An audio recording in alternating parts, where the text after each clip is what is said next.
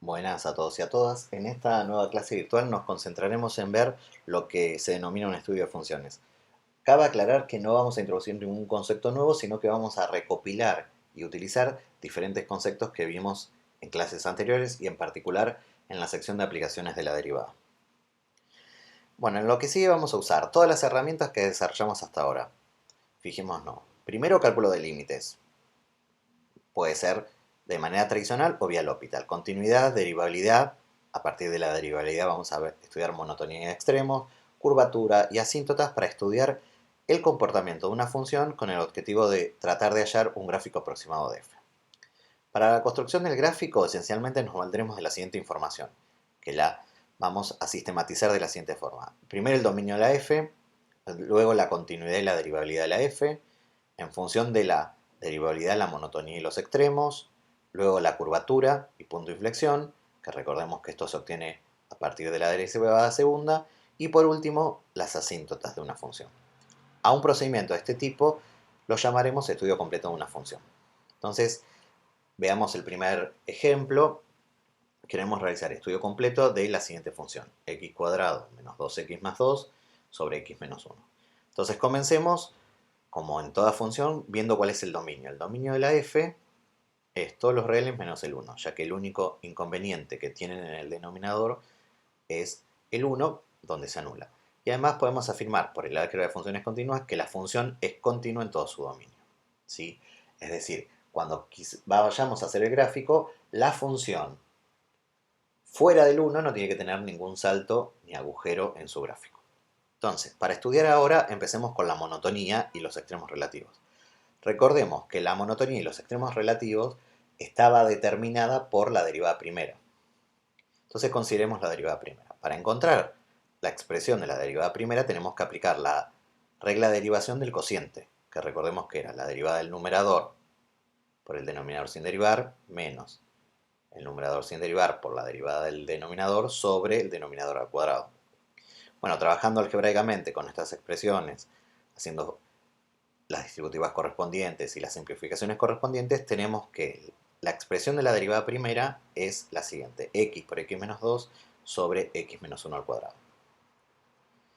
Entonces ahora, una vez que tenemos la derivada primera o estudiamos dónde la función es derivable, nos vamos a concentrar en obtener los puntos críticos de f. Recordemos que los puntos críticos de f eran los puntos que pertenecen al dominio de la f, que en este caso particular es el conjunto reales menos el 1, donde o no existe la derivada primera, o la derivada primera da 0. Por lo que dijimos anteriormente, ya que la función es derivable en todos el dominio de la función, los puntos críticos en este caso particular se reducen a aquellos puntos que anulan la derivada primera, es decir, los ceros de la derivada primera. Bueno, viendo la expresión de la derivada primera que obtuvimos en la filmina anterior, podemos concluir que los puntos críticos de f son 0 y 2. Antes de continuar, me voy a detener en lo siguiente. Recordemos que los puntos críticos son candidatos a extremos. ¿Esto qué significa? Puede suceder que en 0 o en 2 f tenga un extremo, o que en algunos o ninguno de ellos haya un extremo. Para ver qué sucede, lo que tenemos que hacer es estudiar los intervalos de crecimientos y decrecimientos de f a partir del signo de la derivada primera. Y obviamente, como ya venimos haciendo, para estudiar el signo de la derivada primera, ya que la derivada primera es continua, vamos a usar el corolario del teorema de Bolzano. Entonces, vamos a dividir, como aparece acá en la tabla, a la recta en los siguientes intervalos. El primer intervalo va de menos infinito hasta 0. ¿Por qué nos detuvimos en 0? Porque 0 era un punto crítico de la f. Luego de 0 hasta 1, el 1 nos tuvimos que detener porque en el 1 era un punto que no estaba en el dominio de la f. Luego desde 1 hasta 2, debido a que 2 era un punto crítico, y luego de 2 a más infinito. Entonces ahora, como la función f' es una función continua en cada uno de los intervalos que me quedaron determinados y no se anula, por el corolario de Bolzano tiene un signo determinado en cada uno de estos intervalos, los cuales se pueden determinar evaluando la función en algún punto arbitrario de dicho intervalo. Por ejemplo, en el primer caso, podemos seleccionar el menos 1. Al evaluar la derivada de menos 1 me da positivo, por lo tanto podemos afirmar que crece. Análogamente, cuando hacemos lo mismo en un punto arbitrario del 0,1, por ejemplo un medio, vemos que la derivada es negativa, por lo tanto decrece. Entonces, veamos el efecto. Nosotros tenemos que a la izquierda del 0 crece y a partir del 0 decrece. Entonces podemos afirmar que en 0 tiene un máximo local.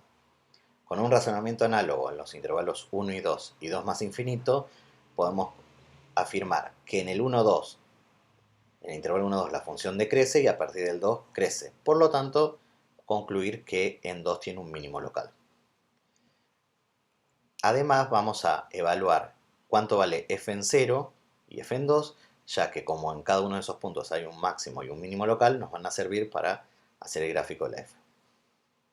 Bueno, ahora vamos a concentrarnos en la curvatura y en los puntos de inflexión de f. Recordemos que la curvatura y los puntos de inflexión de f venían dados por la derivada segunda. Por lo tanto, tenemos que derivar una vez más a la derivada primera, que esta era la expresión de la derivada primera. Bueno, usando la regla de derivación del cociente, trabajando algebraicamente con todo detalle como lo hicimos en este caso, obtenemos que la derivada segunda de f es 2 sobre x menos 1 al cubo.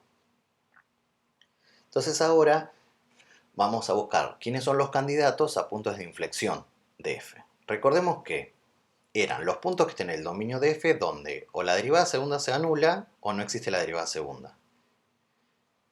Estos puntos o candidatos a punto de inflexión lo que hacen es determinar que el dominio se particione en intervalos en cada uno de los cuales, si la derivada segunda es continua, la derivada segunda tiene un signo definido por el corolario de Bolzano. Entonces, veamos, ¿quiénes son los puntos donde la derivada segunda se anula? Bueno, no hay ninguno por la expresión que tiene la derivada segunda.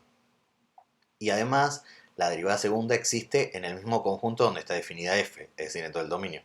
Por lo tanto, en la tabla de la derivada segunda o de la curvatura, solamente nos queda dividido en el 1.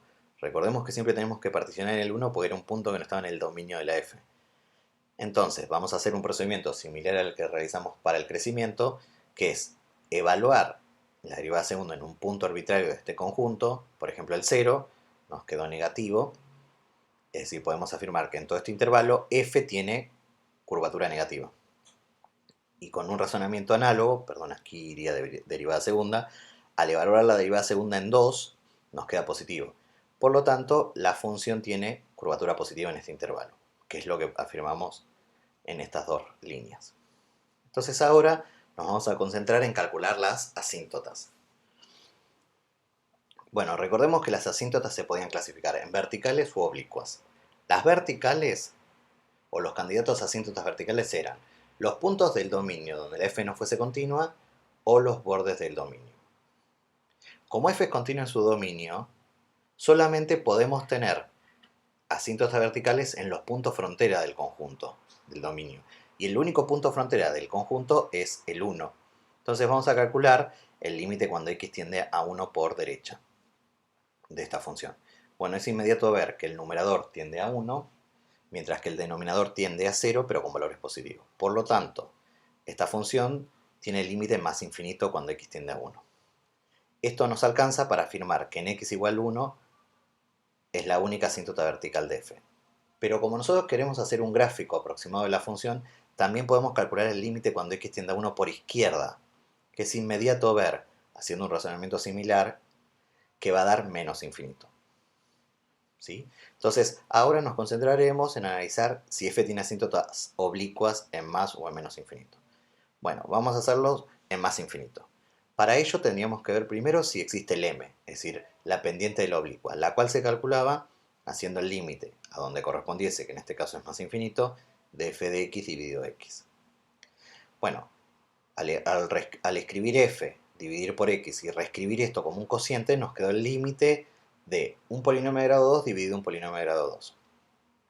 Para calcular este límite tenemos dos opciones. Una es utilizar las herramientas de la práctica 1, que sería sacando la mayor potencia y viendo qué sucedía, u otra es haciendo la regla del L'Hopital, porque es un caso de infinito dividido infinito. Bueno, cualquiera sea el método, uno puede calcular fácilmente que esto da 1. Por lo tanto, podemos afirmar que si la función tiene asíntota oblicua, en más infinito tiene que tener pendiente 1. Ahora nos falta ver si para ese m existe un b. Entonces tenemos que considerar el límite cuando x se va a más infinito de f de x menos x. Bueno, escribiendo quién es f, restando x y agrupando, nos quedó el límite cuando x se va más infinito de un cociente de un polinomio de grado 1 dividido otro polinomio de grado 1. Que, repitiendo los argumentos que hicimos para calcular m, ya sea argumentos de la práctica 1 o de la regla de L'Hopital, se puede probar que este límite da menos 1. Por lo tanto, podemos afirmar que la recta igual a x menos 1 es asíntota oblicua de f más infinito. Ahora tendríamos que ver qué le sucede en menos infinito. Pero los dejamos que los detalles lo hagan ustedes. Se puede mostrar que la recta de ecuación x menos 1 es asíntota oblicua de f en menos infinito. Entonces, con toda la información hallada sobre f podemos realizar el siguiente gráfico. Observemos, miren, esta es la recta asíntota oblicua de ecuación y igual a x menos 1. Luego teníamos que la función de menos infinito hasta 0 era creciente y la función en 0 valía menos 2. Y después, desde 0 hasta 1 era decreciente y además, como calculamos el límite para la asíntota vertical, se iba a menos infinito. Por otro lado, teníamos que desde 1 hasta 2 la función decrecía y f de 2, que era un mínimo local, valía 2. Y de 2 a más infinito la función crecía y además sabíamos con qué tipo de curvatura. En todo este intervalo, desde 0 hasta 1 era con curvatura negativa y de 1 hasta 2 con curvatura positiva. Es decir, pudimos obtener un gráfico aproximado de la f. Veamos que una vez que obtuvimos el gráfico aproximado de la f, se puede encontrar un montón de información sobre la f. Por ejemplo, podríamos preguntarnos cuál es la imagen de esta f. Es inmediato ver que la imagen de esta f, que es algo que se ve en el eje y, es todo el conjunto que va del menos infinito hasta el menos 2 cerrado, unión 2 cerrado más infinito. Por ejemplo, después nos podríamos preguntar, ¿qué recta horizontal puedo considerar que corte al gráfico solamente una vez? Y bueno, por ejemplo, eso se puede ver que esas rectas es igual 2 o igual a menos 2. O por ejemplo, nos podríamos preguntar, ¿qué rectas horizontales cortan al gráfico exactamente 2 veces? Bueno, se puede ver que, por ejemplo, toda recta que vaya del menos infinito hasta el menos 2 sin incluir el menos 2 o del 2 al infinito, al más infinito, corta el gráfico 2 veces. ¿Sí? O por ejemplo nos podríamos preguntar qué recta nunca corta el gráfico. ¿Sí? A partir de todo este estudio completo se pueden hacer un montón de inferencias sobre cuestiones que tengan que ver con la imagen de f o ecuaciones asociadas a la función f.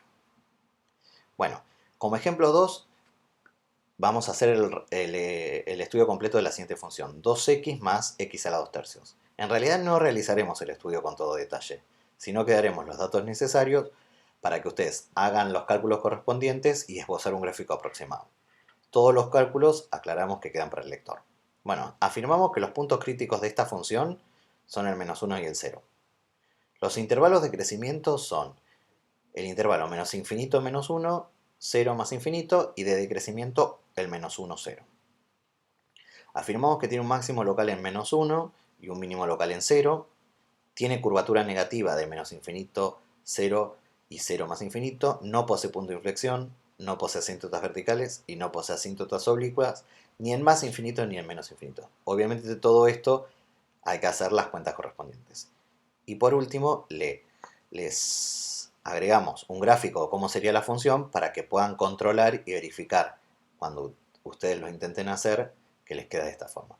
Bueno, espero que les haya sido de utilidad y nos encontramos en la próxima clase virtual de Cálculo 1.